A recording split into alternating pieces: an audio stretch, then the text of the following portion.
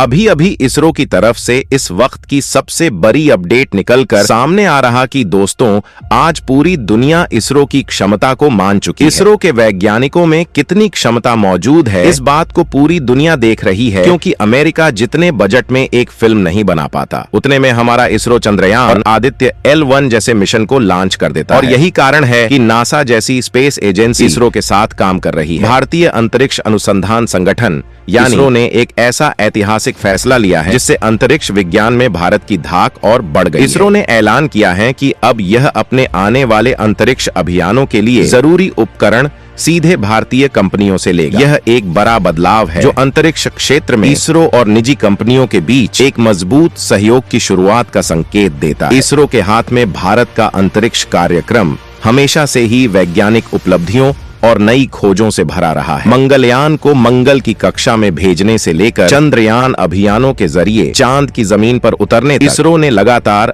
अंतरिक्ष विज्ञान की सीमाओं को पार किया है। अब इसरो ने एक नया कदम उठाते हुए स्वदेशी कंपनियों को रॉकेट के अहम उपकरण बनाने का जिम्मा सौंपा। यह उपकरण ही अंतरिक्ष यान के लिए आंख कान का काम करते हैं। इसरो का यह फैसला भारत सरकार के आत्मनिर्भर भारत अभियान को और भी मजबूती देता है। विदेशी कंपनियों पर निर्भरता कम करके स्वदेशी तकनीक को बढ़ावा देना इस अभियान का मुख्य लक्ष्य है। भारतीय कंपनियों को शामिल करने से इसरो को इस देश के अंदर मौजूद टेक्निकल एक्सपर्टीज का फायदा मिलेगा, साथ ही विदेशी कंपनियों पर निर्भरता कम हो। भारतीय अंतरिक्ष टेक्नोलॉजी को और मजबूती मिले। इसके साथ साथ इस फैसले से भारतीय अंतरिक्ष क्षेत्र में तेजी से विकास होने की उम्मीद है। इससे स्टार्टअप और बड़ी कंपनियों को अंतरिक्ष टेक्नोलॉजी में निवेश करने के लिए प्रोत्साहन मिलेगा। इसरो और निजी कंपनियों के बीच सहयोग से यह कंपनी अंतरिक्ष अभियानों में अहम भूमिका निभाते हुए अनुभव हासिल कर सकेंगे। इससे भारतीय कंपनियां भविष्य में अंतर्राष्ट्रीय बाजार में कंपटीशन दे पाएंगे। आपको बता दें कि अंतरिक्ष यान में लगने वाले उपकरण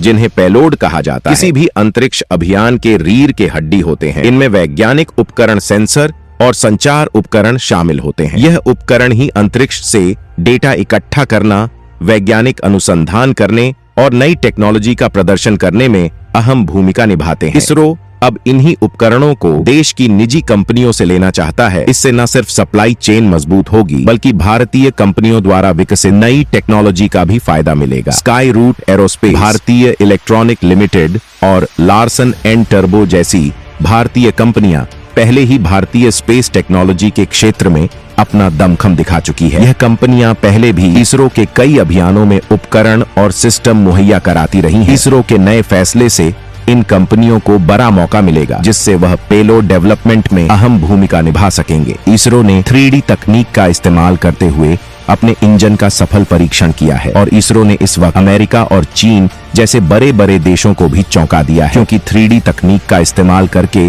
केवल अमेरिका और चीन जैसे देशों अब तक ऐसा कुछ कर पाए, लेकिन अब भारतीय अंतरिक्ष अनुसंधान संगठन यानी कि इसरो भी इस लिस्ट में जुड़ चुका है। बड़ी बात तो यह है कि इसरो ने जिस इंजन का सफल परीक्षण किया है वह अमेरिका और चीन के मुकाबले काफी मजबूत और सस्ता है। दरअसल इंडियन स्पेस रिसर्च ऑर्गेनाइजेशन यानी कि इसरो ने 9 मई को 665 सेकंड की ड्यूरेशन के लिए एडिटिव मैन्युफैक्चरिंग तकनीक, जिसे हम 3D प्रिंटिंग तकनीक कहते हैं, उसका प्रयोग करते हुए लिक्विड रॉकेट इंजन का सफल हॉट टेस्टिंग कर ली है। इसरो ने इसके सफल परीक्षण के साथ एक बड़ी उपलब्धि को हासिल किया है।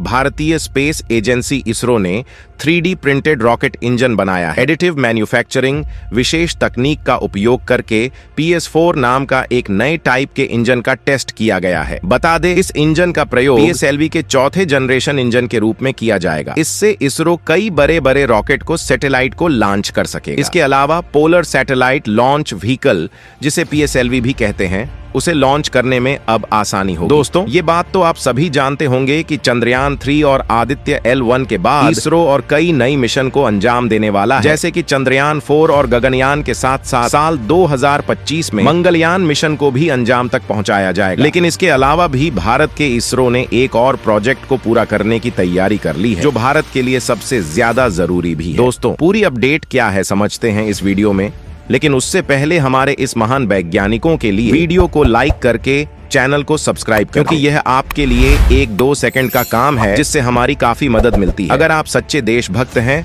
तो कमेंट्स में जय हिंद जय इसरो जरूर लिखें। चलिए दोस्तों, हम अपने टॉपिक पर आते हैं। दोस्तों, साल 2014 में एक बड़ी खबर सामने आई थी और वह खबर ये थी कि भारतीय सेना के पास गोला बारूद खत्म हो रहा है। लेकिन असलियत तो यह थी कि भारतीय सेना के पास जो आयुध भंडार है वह खाली होने के मुहाने पर पहुंच चुका था, जो हमारे देश के लिए काफी चिंता वाली बात। लेकिन आज हमारी सेना की ताकत को बढ़ाने में कोई कसर नहीं छोड़ी जा रही। भारतीय सेना को ऐसे ऐसे शक्तिशाली और घातक हथियार प्राप्त हो रहे हैं जिससे ताकतवर से ताकतवर देश भी पाने के लिए तरस रहे हैं। और इसी क्रम में भारतीय सेना अंतरिक्ष में भी ताकतवर बनने जा रही है, जिसको लेकर हमारे देश की शान इसरो ने भारतीय सेना को सबसे बड़ा तोहफा देने का प्लान तैयार कर लिया। भारत के इसरो ने देश की सेना के लिए उनके मिशन के 100% सफल होने के लिए एक एडवांस मिलिट्री सैटेलाइट को विकसित कर लिया है, जो भारतीय सेना को दुश्मनों पर एयर स्ट्राइक, सर्जिकल स्ट्राइक जैसे ऑन ऑपरेशन में मदद करेगा। इससे पहले भारत के पास ऐसा कोई भी मिलिट्री सैटेलाइट नहीं था। भारतीय सेना के पास कई छोटे मोटे मिलिट्री सैटेलाइट हुआ करते थे, लेकिन इतना ज्यादा एडवांस अभी तक कोई भी सैटेलाइट नहीं। बहुत ही जल्द इसरो इस सैटेलाइट को लॉन्च करके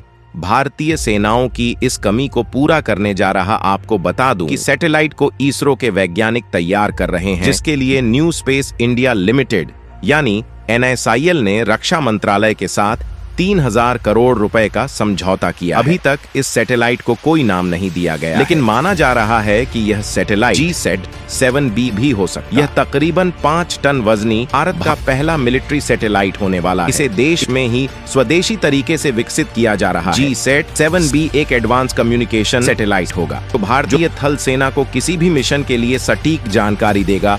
खुफिया संचार में यह भारत की काफी मदद करेगा, साथ ही दुश्मन के हथियारों की जानकारी भी मुहैया करवाएगा। दोस्तों, यह एक जियो स्टेशनरी सैटेलाइट होगा, जिसके माध्यम से रियल टाइम इमेजिनरी भी की जा सकेगी। साथ ही इलेक्ट्रॉनिक इंटेलिजेंस के जरिए सर्विलांस करना भी काफी ज्यादा आसान हो जाएगा। आपको बता दूं कि भारत के पास ऐसे कई तरीके के मिलिट्री सैटेलाइट है, लेकिन यह काफी एडवांस तकनीक से लैस मिलिट्री सैटेलाइट की नई सीरीज होगी। इसे आमतौर पर कम्युनिकेशन सैटेलाइट भी कहा जाता है, लेकिन यह सैटेलाइट कई वैन पर काम करता है, इसीलिए इन्हें संचार सैटेलाइट की लिस्ट में रखा गया है। इसके साथ ही हमारी सेना किस बैंड का इस्तेमाल करेगी, इसका भी खुलासा अभी तक नहीं किया गया। वैसे इनमें UHIRC बैंड और EU बैंड के ट्रांसपाउंडर लगे हुए हैं, जो अलग अलग फ्रीक्वेंसी पर तरंगे भेजते हैं ताकि सुरक्षित कम्युनिकेशन हो सके और भारतीय सेना की बातचीत को कोई दुश्मन देश नहीं सुन पाए।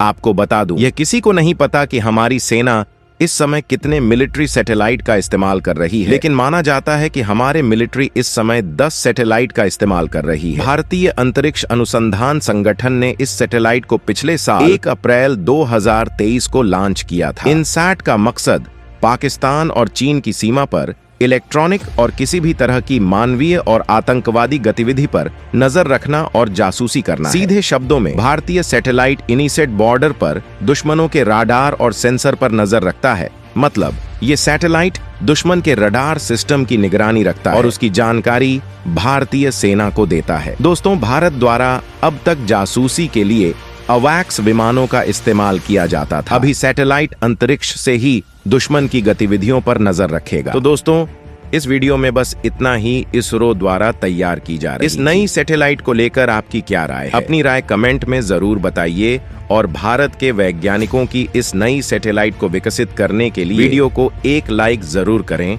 और अपने दोस्तों तक इस वीडियो को शेयर करें ताकि उन्हें भी जानकारी मिल सके। और दोस्तों, मेरे वीडियो को देखते हैं लेकिन सब्सक्राइब नहीं करते, प्लीज मेरे चैनल को सब्सक्राइब कर दें और बेल आइकन को ऑल पर सिलेक्ट करना बिल्कुल ना भूलें। मिलते हैं किसी और नॉलेजेबल वीडियो के साथ। वीडियो को अंत तक देखने के लिए बहुत बहुत धन्यवाद। जय श्री खाटू श्याम जी।